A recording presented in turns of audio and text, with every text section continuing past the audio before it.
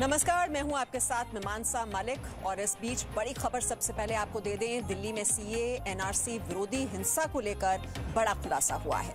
इस मामले में हिंसा के मुख्य आरोपी से पूछताछ में दिल्ली को हिंसा की आग में जलाने की साजिश का पर्दाफाश हुआ है। इस आरोपी का नाम आसिफ इकबाल तन्हा है। पुलिस से पूछताछ में आसिफ ने कबूल किया है कि वो दिसंबर 2019 में सीएए एनआरसी विरोधी प्रदर्शन के दौरान हिंसा में शामिल था। आसिफ ने दिल्ली पुलिस की स्पेशल सेल से पूछताछ में माना कि उसने खुद बसों में आग लगाई थी और दूसरे प्रदर्शनकारियों को भी उकसाया था। आसिफ इकबाल तन्हा जामिया यूनिवर्सिटी का स्टूडेंट है। वो स्टूडेंट इस्लामिक ऑर्गेनाइजेशन का सदस्य भी है। पुलिस ने उसे यूएपीए के तहत गिरफ्तार किया है। आसिफ इकबाल तन्हा ने दिल्ली पुलिस की स्पेशल सेल से पूछताछ में बताया कि वो भारत को इस्लामिक राष्ट्र बनाना चाहता था। तन्हा ने कहा कि उसने दिसंबर 2019 में सीएए विरोधी आंदोलन के दौरान गांधी पीस मार्च की आड़ में हिंसा की साजिश रची थी। आसिफ को इसी साल मई में अरेस्ट किया गया था। तो आसिफ तन्हा यही शख्स जो आप इस वक्त देख रहे हैं, जिसकी मई में गिरफ्तारी हुई थी और उसका ये बड़ा कबूलनामा हम आपको बता रहे हैं। उसने क्या क्या बातें कबूल की हैं और नीरज गौड़ इस खबर पर और जानकारी के साथ इस वक्त हमारे साथ जुड़ चुके हैं। नीरज, ये आसिफ का कबूलनामा जिसमें वो ये बात कबूल कर रहा है कि किस तरह से गांधी पीस मार्च की आड़ में ये हिंसा की पूरी साजिश रची गई।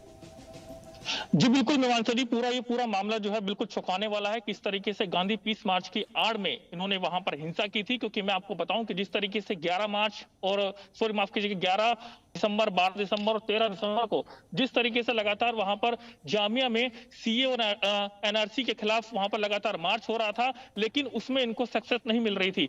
तो उसके बाद में 13 और 14 तारीख को पुलिस ने इनके ऊपर लाठीचार्ज भी किया था और उसके बाद में इन्होंने सोचा कि हम एक जो है गांधी पीस मार्च निकालते हैं, जिसको जो है जामिया से लेकर के पार्लियामेंट तक इसको निकाला जाएगा। लेकिन उसी बीच में जब ये जामिया से चलते हैं और चलने के बाद जो सूर्य होटल के पास पहुंचते हैं तो वहां पर पुलिस ने बैरिकेड लगा रखा था और उसको जबरन इन्होंने आगे बढ़ने की कोशिश की और उसी दौरान जो पुलिस थी उन्होंने इनको रोकने की कोशिश की और फिर जो जामिया के छात्र थे उन्होंने पुलिस पर पथराव कर दिया। उसी दौरान वहां पर जो माहौल था वो खराब हो गया था।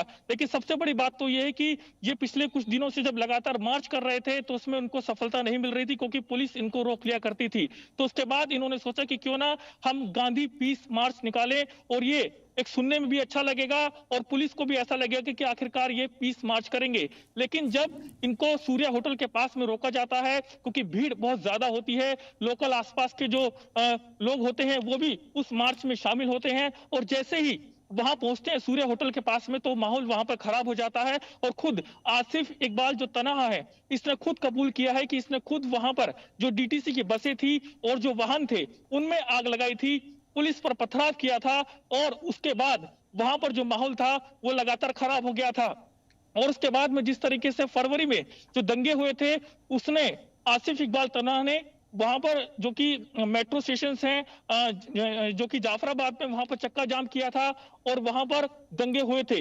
ये सब बातें इसने खुद से कबूल की है और उसके बाद से लगातार जो यूएपीए के एक्ट में इसको गिरफ्तार किया गया था, इससे पहले क्राइम ब्रांच ने इसको गिरफ्तार किया था और जैसे जैसे स्पेशल सेल इस पूरे मामले की जांच कर रही है वैसे वैसे नए नए खुलासे सामने आ रहे हैं। लेकिन जिस तरीके से आसिफ इकबाल तन्हा ये वो शख्स है जो कि जामिया का छात्र है और जामिया में जो हिंसा हुई थी उसका एक मास्टरमाइंड है। जी ठीक है, आप रहिए हमारे साथ नीरज और हम यहाँ अपने दर्शकों को ये भी स्पष्ट कर दें कि सीएए विरोधी प्रदर्शन की जो तस्वीरें इस वक्त हम दिखा रहे हैं वो सीधे तौर पर उस हिंसा से जुड़ी हुई नहीं है जिसकी साजिश आसिफ इकबाल तन्हा ने रची थी। लेकिन वही जो बड़ी बात है, जो बड़ा खुलासा हुआ है इस साजिश से जुड़ा हुआ कि किस तरह से ये हिंसा की आग में किस तरह से वहां पर हिंसा की आग को भड़काया गया और खुद जो आसिफ इकबाल तन्हा है उसने ये बात कबूल की है कि उसने खुद बसों में आग लगाई और दूसरे जो प्रदर्शनकारी थे उन्हें उकसाने का भी उसने काम किया।